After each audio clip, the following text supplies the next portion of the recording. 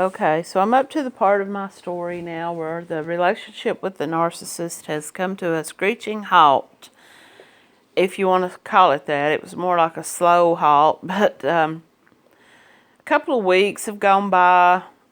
I think for any particular text, that was the final text. But the next couple of weeks, and I want to get into this discussion about the health of the victim and how your health will deteriorate. Now, this may not happen to everybody.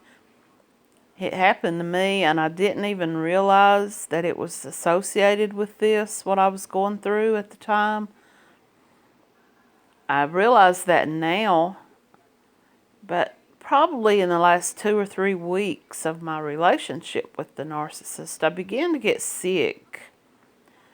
And I would get a strep throat, or I would get a sinus infection. I remember I was just back-to-back sick. I would go to the doctor. I tested positive for strep throat. They gave me antibiotics. I know I had to miss a couple of days of work. I got to the point that I was just tired all the time. Before all of this, and during the love bombing and the whole happy phase of the relationship, I remember, even though I was on my feet most of the day at my job, and I was running errands and running up and down stairs and doing this and doing that, but at the end of that day, I would be so energized, and I would run down the stairs and run to see this guy, and I'd just be so up and so full of life. And I would go walk, and even after working all day, I would go walk an hour, and I was just full of energy, and I was feeling like a young, I was just feeling so full of life, and like my wind had picked up in my cells after so many years of just sitting there and not doing anything. And I knew once the relationship ended, I was depressed, and I was feeling down. And you've heard people say I felt like I was carrying a weight on my shoulders. Well, that's how I felt. I was draining. I was drained of energy. I felt like I was just carrying around this extra heavy load on my back. I had climb up and down these steps at work all day long, and I was just so tired. I would go straight home. I had all but quit walking. I would go straight to my family's home where I was still staying. It wasn't a good place to be. I do remember one incident. Now, this was probably in the week or so around his birthday, and I'm backtracking now, but this just occurred to me, and I wanted to talk about this. It was in that last week or so of us talking, and I was really sick, and I was really tired, and it was a chaotic place on the weekends where I was staying, and I knew I wasn't going to get much rest, and I just really didn't want to be there. I wanted to just go somewhere and just crawl back into a bed and sleep. And even the bed I slept in at this home where I was staying was not a comfortable bed. The room was like the spare junk room, and everything around me was just piles of clothing. And I just felt like, I was just so down, and I hated going back there at the end of every day. And I hated what had been done to me, and I hated what I had done to myself by getting involved in this so quickly and not thinking it through.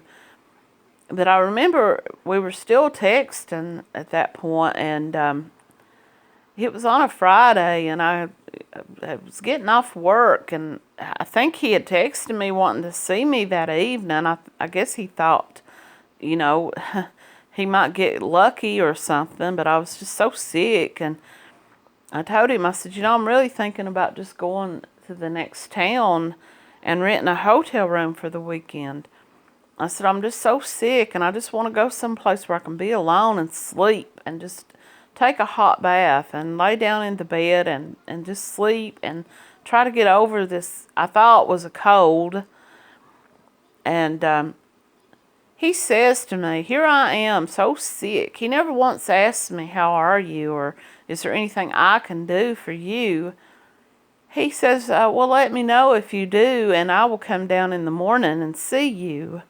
Now, what he meant was, I will come down in the morning to the hotel where you're staying and paying for, with money that you really can't afford, because, you know, I was trying to save up to get my own place, and I knew I wasn't nowhere near being able to afford a place at that time, but he wanted me to get this hotel room, and he wanted to come. He gets off work. You know, this would have been around 5 o'clock in the morning.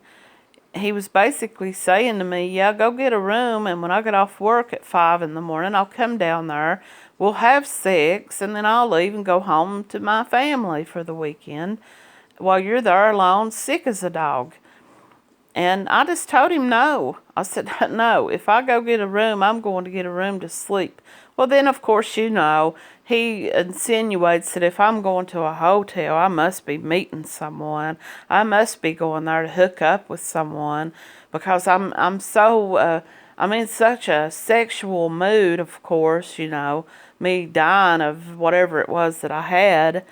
And I just, you know, I'm like, I wasn't able. It was just more abuse, and it was just more depression and stress thrown upon me. And, you know, I remember that so much. That's one thing that just really, I want to make it known to people. A narcissist does not care if you are dying. They do not care. You might think that if they show you one momentary lapse of any kind of affection or attention during your illness or the illness of a loved one that you're dealing with, you might think that they care, but they don't. The only thing they care about is how it affects them. I was so sick. I was so depressed about the state of my life at that point. And the only thing he cared about was me getting a bed that he could crawl into and have sex and then get up and leave me there sick. He didn't care about me. So the next couple of weeks after all of this, I continually get sicker and sicker. I was losing weight like crazy. So sometimes I would force myself to drink a cup of juice and eat an egg. And throughout the rest of the day, I might eat an orange or a banana. I remember it so vividly, I would stop at this little grocery store every day, and I would pick up a bottle of milk, one of these little single-serving containers of milk, and a pack of nabs, or a pack of these like Belvita breakfast crackers. And that was what I would have for my dinner. I would go in the front door of the home where I was staying, and I would go straight back to the bedroom where I slept, shut the door, and I didn't come out again until I had to get up to go to work the next morning, unless I had to use the bathroom. And that was my life, basically, for the next couple of weeks.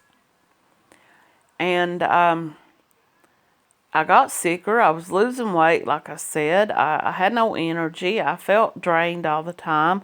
I would start to get better from a cold, or I would have strep throat. And Christmas time comes around, and I'm sick on Christmas. I know the day after Christmas, I was so sick on Christmas Day, and the day after, I finally couldn't take it anymore, and I had a friend take me to the clinic, and I tested positive for strep throat again. I had a sinus infection. I had an ear infection. I had no energy. I was just so sick. And I had to miss work. I was off for the Christmas holiday, but I think I missed about 3 more days on top of that, just because I was just too sick to go to work. And it was, you know, people, there's 2 different types of people in the world. And the narcissist is the one who doesn't give 2 hoots about how sick you are. They don't care about you. They don't care. He had no idea. For all he knew, I could have been living in a cave, sleeping on a rock every night. he wouldn't have cared. He didn't know, and he wouldn't have cared if he did know. And then there's other people who will come to help you because they care about you that much. And it was my ex, the man that I had left and moved away from, who actually let me come back to his home and stay and sleep in the bed, a good, comfortable bed, and have a safe place to sleep and to live during this time when I was so sick. And I'm sure a lot of people looked at him and said, "You're about," and he really saved me. I mean, I really feel that if it had not been for him and it had not been for my dearest best friend, I probably wouldn't be here today, and I fully believe that. And I just, I'm so thankful. And when I hear people say, and I see things on Facebook, these little memes and these little quotes that people share about don't run back to what's safe. Well, you know what? When you're in that mindset and you're in that deep state of despair and depression, and you really feel like you are just finally at rock bottom and you feel like you have no choice, comfort and safety are your best allies. If anyone who you trust and who has shown you love in the past and who has shown you that they are for you only, for your benefit, and they offer you a olive branch, you take it. Don't let other people make you feel like you're doing something wrong. He didn't let other people make him feel like he was doing something wrong by welcoming me into his home during a time when I was so sick and I had no other place to go. And he took me to his home and he let me stay there until I got better. And I will forever be grateful for that. And to anybody who, don't let other people make you feel bad for the choices that you make that save your life, that save you from what the narcissist does to you. They may say you're weak, but it's really a show of strength.